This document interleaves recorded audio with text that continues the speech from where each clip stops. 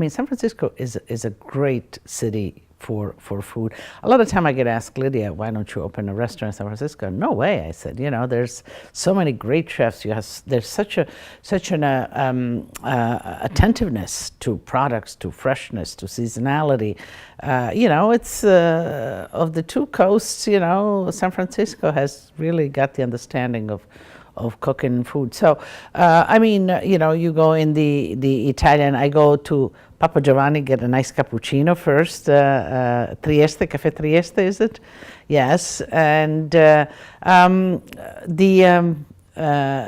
Delfina is a great restaurant that has been there a while, and they do a great Italian food. But there is a lot of good Italian restaurants in San Francisco beyond other great restaurants, not to mention the Chinese restaurants as well, you know, to represent. When I come here, actually, I look for good Chinese food.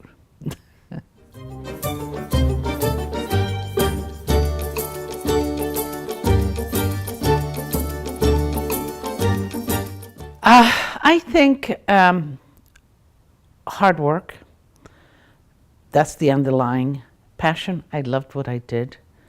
The opportunity that I was given and taking the opportunity, the support of the family. My mother and father always been there to, you know, once I had my children, to help to raise them so I can do my thing. And I think it was a need to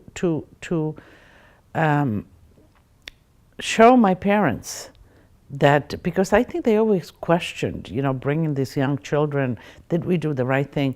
Just telling them you did the right thing. This was the right thing for us because, as you can see, you know, our family tribe, we have thrived, we have the freedom of being who we are, of practicing whatever the religion we want and how, whenever.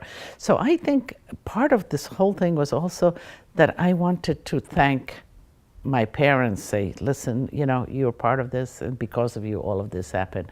And the other part is, you know, just being a human being, the opportunity and the challenges and the rewards that come along with achievement.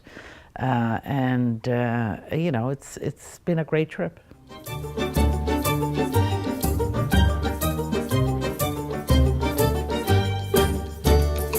My favorite dish, I don't have, you know, you're asking me, like, what's your favorite child?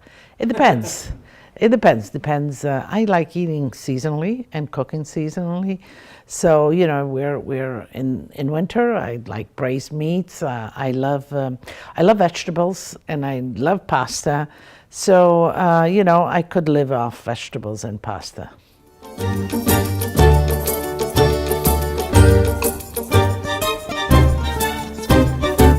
I think, you know, it's important who we are as a family, our beliefs. Then that sort of transcends in the education. Education is very important for me. My mother was a teacher, and I think one of the reasons of coming to the United States was this opportunity for education, and that continued. And I think that the Jesuits, the method of education, really encompasses what I believe should happen in an educational setting. It's not just what I believe, but there is a spiritual element, and I think there's certainly the academic element. There's a setting, but there's also, it goes beyond.